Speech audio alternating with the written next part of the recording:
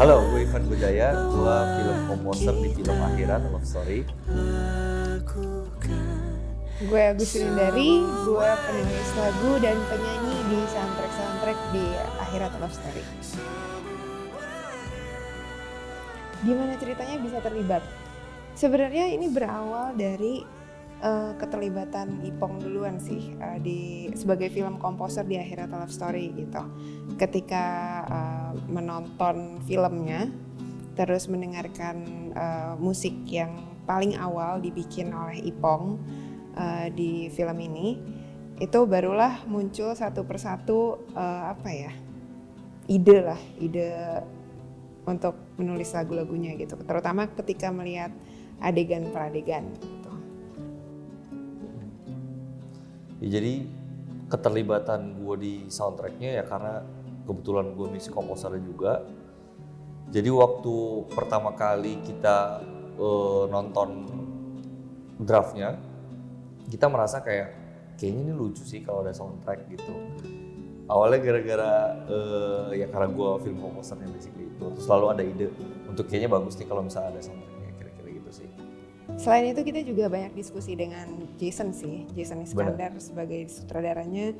Itu memberikan banyak diskusi-diskusinya tuh lumayan membuka pikiran sampai akhirnya kita bisa come up dengan lagu-lagu yang ada di album soundtracknya sih.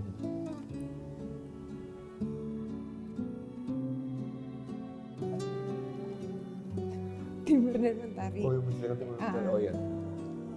Jadi setelah gue nonton itu kan gue ngeliat oke, ini filmnya romance gitu. Tapi kayaknya kalau misalnya kita melihat dari benang merahnya romance, kayaknya masih ada faktor-faktor lain gitu, faktor-faktor penting gitu untuk mendeskripsikan film ini seperti apa gitu. Jadi gue ngeliat di sini ada faktor-faktor juga yang berupa yang metafisik kayak gitu kan, karena kita belum pernah meninggal gitu, jadi kita belum tahu juga gitu kira-kira kayak gimana itu di akhirat nanti gitu. Jadi akhirnya kita berimajinasi lah gitu untuk menggambarkan kira-kira Timur Mentari kalau kira-kira di akhirat tuh kayak gimana, suasananya kayak gimana gitu kan.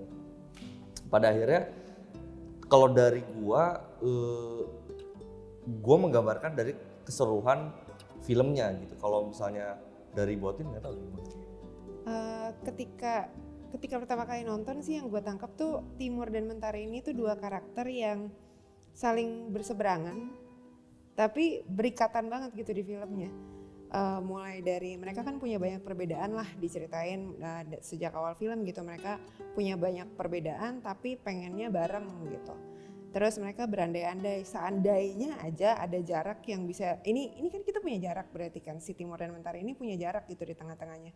Mereka berandai-andai ada nggak sih apapun lah yang bisa menjembatani jarak ini gitu. Sampai akhirnya terjadilah suatu situasi di mana jarak itu terjembatani, memang mereka bisa barengan gitu. Tapi situasinya tidak terduga gitu, situasinya nggak bisa mereka kontrol gitu. Nah,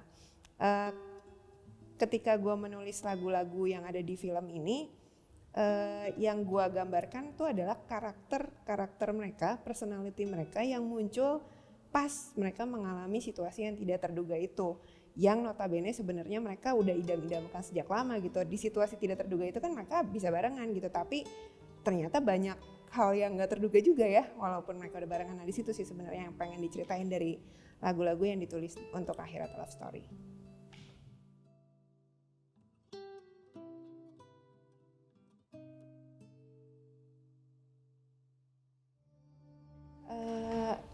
Sejujurnya kita selalu bingung ya kalau ditanya tuh. Betul.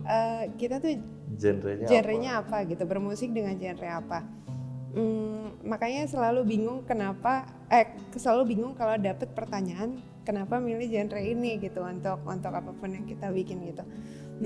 Mungkin lebih ke ini sih, kayak waktu pas pertama kali dikasih draftnya terus kita bikin bikin sebuah kumpulan komposisi yang namanya Suite. Itu mungkin lebih ke interpretasi musikal gua terhadap film ini gitu. Jadi kalau tiba-tiba yang keluarnya mungkin yang orang-orang bilang genrenya itu ya udah so be it gitu, kalau gue sih kayak gitu. Iya sih, film ini cerita di dalamnya, terus karakter-karakter yang ada di dalamnya, gerakan di dalam filmnya gitu, plotnya itu tuh semacam kayak punya suara sendiri sebenarnya. Betul. Jadi karena bikin film kan bikin musik untuk film tuh beda sama bikin musik untuk records gitu kan, untuk single, untuk album gitu. Bikin musik untuk film tuh yang kita suarakan tuh sebenarnya bukan cuma kita doang, tapi kita tuh sebenarnya tools untuk menyampaikan pesan yang ada di filmnya doang sih sebenarnya. Kalau gue ya gue ngerasa gitu. Jadi filmnya sendiri sebenarnya yang udah punya suara gitu, kita cuma gitu. Cuma nyampein aja gitu sebenarnya. Iya gak sih? Bener.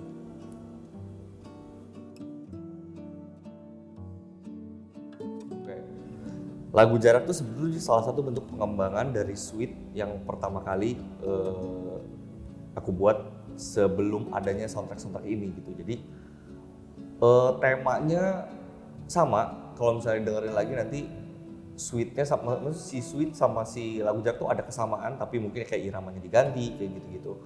Tapi kayak misalnya mengusung tema yang masih sama, jadi kalau Jarak tuh waktu itu kayaknya kita pertama kali screening bareng-bareng kru ya, terus sehari sebelum itu cepat banget prosesnya, kayak lagi main-main gitar paling setengah jam, 1 jam lah kita bikin langsung dapat, karena juga kita mengambil banyak tema dari suite, karena kita juga pengen sebetulnya filmnya kita pengen punya jangkar gitu supaya konsisten juga filmnya dan juga bisa lebih keingat gitu, masuk ke memori orang dengan lebih ajak gitu. Jadi kita mengambil tema dari suite gitu untuk Lagu Jarak kayak gitu.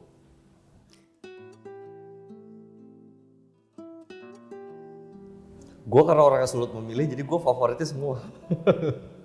Libra. Beneran? Beneran. Oh, oke. Kirain bercanda. Kalau gue ada sih sebenarnya favorit personal, tapi nggak apa-apa ya. Favorit gue Setetes, karena dia setetes tapi isinya samudra. Itu pertanyaan kayak lu nih anak paling favorit yang mana nggak bisa main? Gue semua favorit. Ya udah maaf ya, lagu-lagu yang lain bukannya gue nggak sayang, tapi itu yang tercepat soalnya pas gue bikin duar tiba-tiba jadi ya udahlah gitu kira-kira.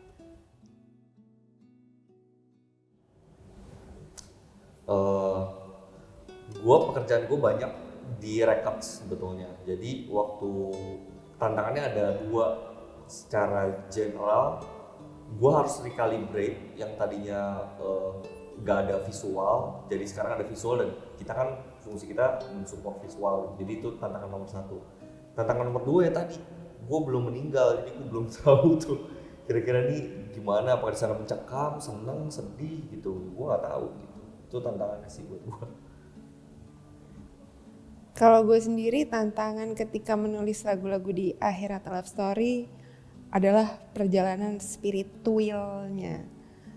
Karena ya kurang lebih sama lah yang kayak Ipong bilang. Karena kita nggak tahu ya, belum pernah meninggal gitu, jadi ya berusaha membayangkan aja gitu kalau misalnya di alam situ tuh kayak apa gitu kira-kira. Ya, jadi memang cukup ada momen-momen di mana gue benar-benar mempelajari itu gitu, dan jadi ya itu jadi berada di perjalanan spiritual lah. Gue sampai ngulik demonologi, angelologi gitu-gitu. Sempat ada masa-masa gue YouTubing gitu kan, cari tahu sih, walaupun ya kebenarannya nggak ada satu orang pun di dunia yang tahu, 100% tahu gitu. 100% tahu gitu. Cuman ya at least ya gitu salah satu tantangan sih.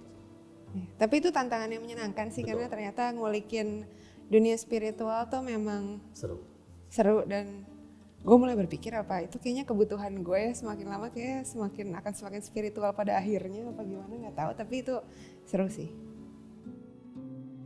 Kepada para penonton Akhirat Love Story. Apa ya? Nonton, gerak. Ya harus nonton. Semoga jatuh cinta sama filmnya, terus semoga suka sama musiknya, menangislah sekerasnya, terenyuhlah dalam-dalam, dan ingatlah bahwa kita lirik ya itu liriknya ya. Ditonton filmnya tanggal 2 Desember, didengerin albumnya di platform kesayangan masing-masing. Karena ini untuk kalian semua yang pernah mengalami jatuh cinta, mengalami kehilangan, dan menghargai pertemuan.